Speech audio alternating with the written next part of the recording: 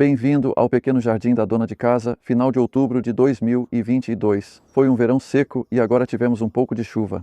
Apresento o conceito do que fazemos aqui. São 25 metros quadrados em comparação aos 1.300 do meu jardim principal. Tudo aqui é sem cavar. Isso ajuda a manter tudo fácil, o solo fértil e poucas ervas daninhas.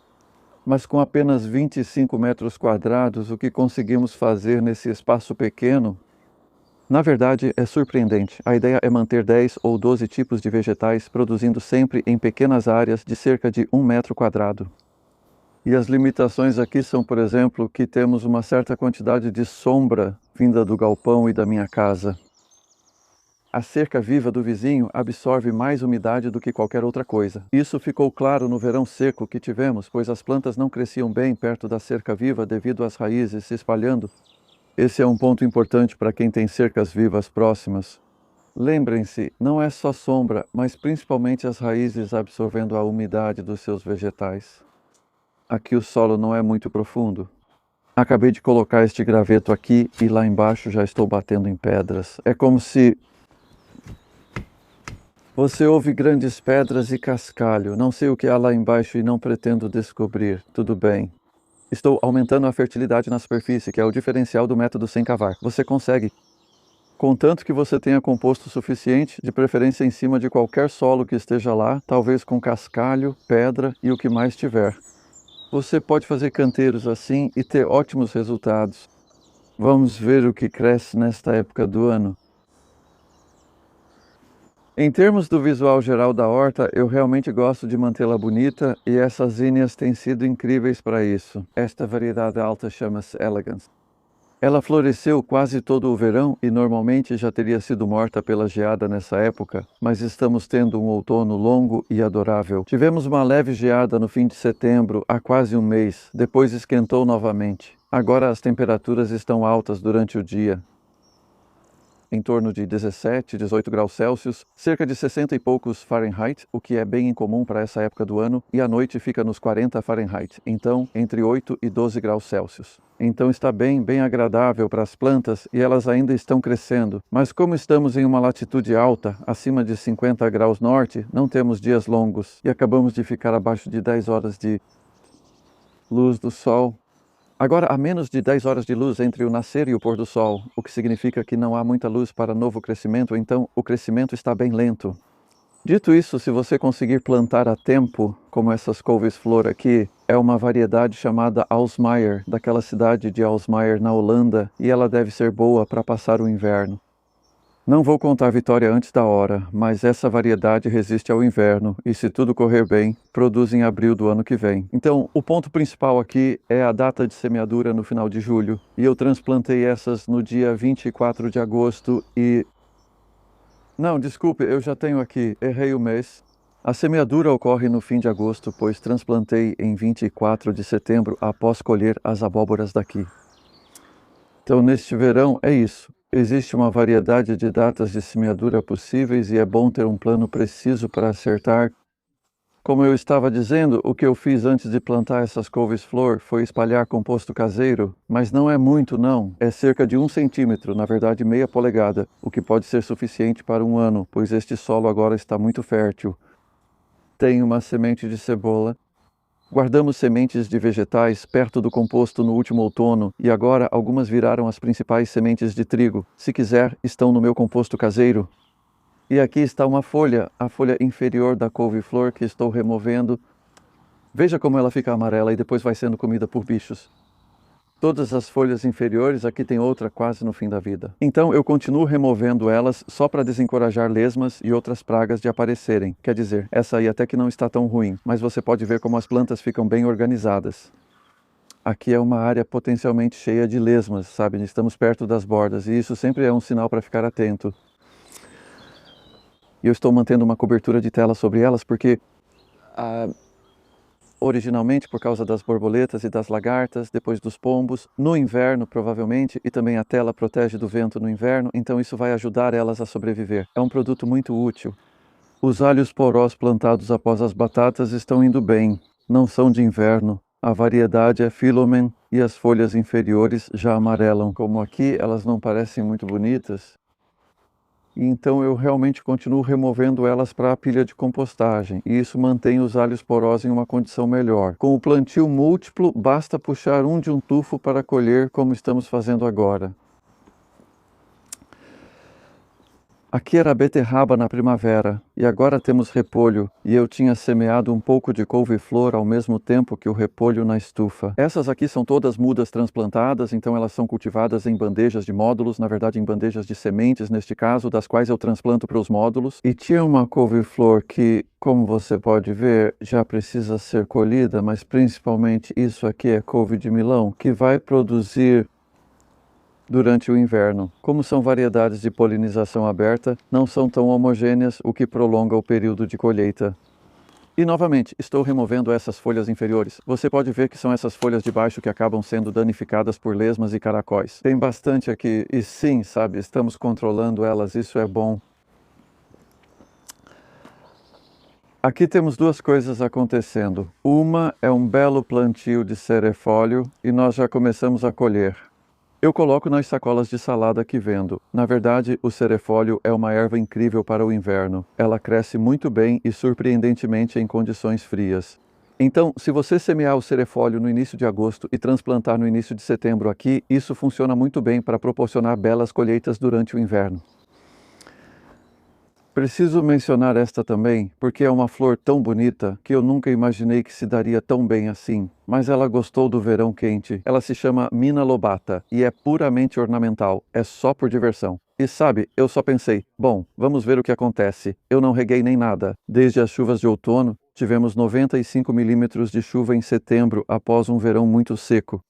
E ela prosperou, assim como este girassol de flor pequena que eu deveria estacar. Não espero grandes resultados das pastinacas aqui. Elas foram plantadas tarde, por volta do dia 10 de junho, e foi só para ver mesmo. Vamos acompanhar elas em um vídeo futuro, mas vai ser melhor do que nada.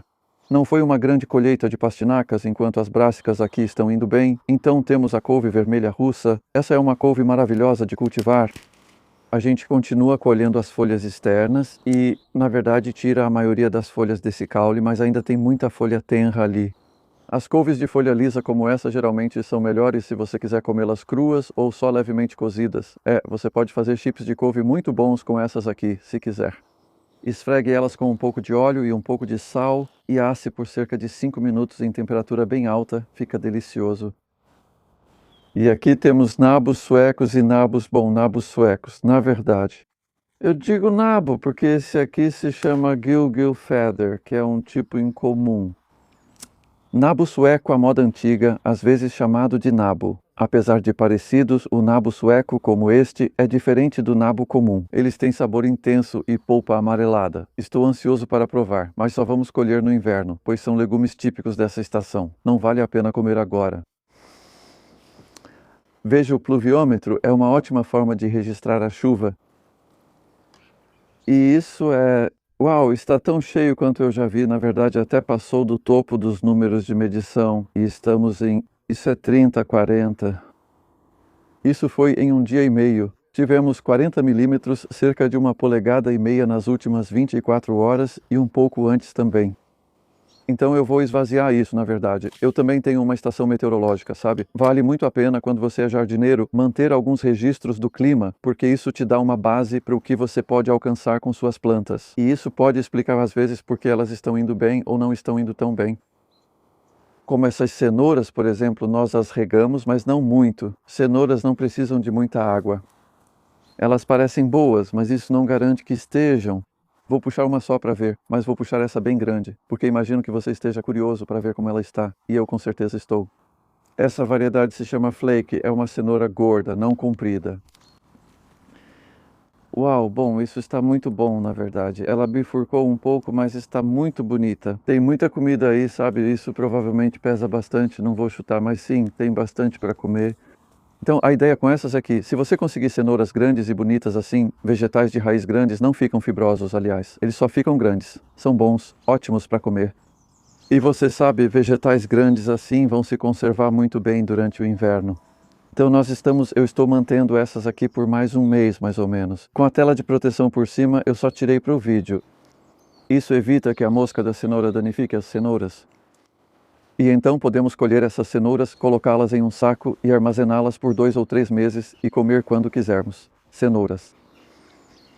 Então, sim, pode haver vários quilos de cenouras ali e, na verdade, o bonito do método sem cavar é que eu não capinei essas cenouras. Quero dizer, isso é bem incomum, mas como elas cresceram bem densas, o que eu realmente deveria ter feito era desbastá-las, porque caso contrário, você acaba tendo muito disso e eu simplesmente não consegui desbastar essas. Mas você pode ver isso. Além disso, há várias cenouras médias boas, então mesmo essas pequenas valeria a pena retirar. E aí você também pode fazer outra coisa. Outra coisa que você pode fazer com as cenouras é jogar um pouco de terra ou composto por cima delas. Isso mantém os ombros das cenouras alaranjados e evita que fiquem verdes, então você tem um pouco mais para comer. Esta área, da última vez que estivemos aqui, era de tomates, e isso não faz muito tempo. Faz menos de um mês desde que os tomates terminaram e nós os tiramos. E já temos espinafre e, na verdade, também um pouco de coentro maravilhoso ali no final, que, embora 2 dessas plantas estejam espigando um pouco, elas estão. Devem continuar agora, pois estamos no fim de outubro e podemos mantê-las no inverno. Então, o coentro é uma planta resistente para isso. E o mesmo vale para este espinafre. Essa é a variedade Medallion. Na verdade, é da Home Soul Seed e tem folhas lindas de um verde escuro. Já colhemos mais de 1 quilo disso aqui. Você pode fazer subplantio ou plantio consorciado sem esperar um vegetal acabar para colocar outro. O transplante funciona muito bem para ganhar tempo de cultivo. Então isso aqui já produziu brócolis de brotação roxa nesta primavera. Fizemos a colheita em abril, começo de maio e depois tomates. Agora já é espinafre e eu ainda não coloquei. Sim, coloquei mais composto quando plantamos os tomates, então isso vai ajudar a manter o espinafre crescendo e manter o solo fértil. Estas são chicórias para a colheita de outono. Vou cortar uma só para te mostrar porque elas às vezes parecem plantas sem graça, mas essas estão bonitas. O que estou fazendo é sentir onde há um miolo bem firme. Na verdade tem um bem sólido, então parece que tem muita folha ali dentro. Estou puxando para tirar esse pedaço de raiz para que tenha menos chance de crescer de novo. Não quero que cresça de novo aqui. Você pode aparar essas folhas externas. E o miolo ou coração ali dentro são todas folhas bonitas que são levemente amargas, mas também doces por terem sido branqueadas. Veja isso. São ótimas, por exemplo, para assar com um pouco de óleo. A gente também pica elas e coloca na salada numa mistura de folhas. Elas resistem bem à geada, suportando até cerca de menos 5 graus ou 20 e poucos Fahrenheit. Colha no outono, não para o meio do inverno. Você pode cortar e armazenar em um galpão por bastante tempo. As plantas de morango aqui se estabeleceram muito bem e você pode ver que eu plantei algumas chicórias entre elas que estão indo bem. Na verdade, plantas menores e os morangos, se tudo correr bem, vão produzir na próxima primavera, e bastante. Tirei estolhos dessas plantas que foram se espalhando e enraizando. É a melhor forma de propagar morangos. Isso foi há 3 semanas e eu cuidadosamente as retirei do solo. Dá para ver pequenas raízes brancas nelas. Coloquei em vasos e vamos transplantar em outro lugar, ainda não sei onde. Por fim, a azedinha que colhemos sempre é muito gostosa, com sabor de limão e folha levemente ácida. A couve perenne, agora no seu 5º ano. E a figueira que aparece na maioria dos meus vídeos sem nunca realmente produzir nada, e você pode ver os figuinhos agora que nunca vão vingar este ano e... Sim, vou podá-la um pouco e manter alguns figuinhos. Espero colher os menores na próxima primavera. Só preciso resolver como protegê-la da geada no final de abril e início de maio. Espero que tenha gostado de ver como é possível manter um espaço pequeno cheio o ano todo e obter muito mais alimento com colheitas sucessivas. E realmente ajuda a ter um acessório à mão que te dá essas datas de semeadura. E eu recomendaria o calendário que eu produzo todo ano, pois eu sempre calculo as melhores datas de semeadura.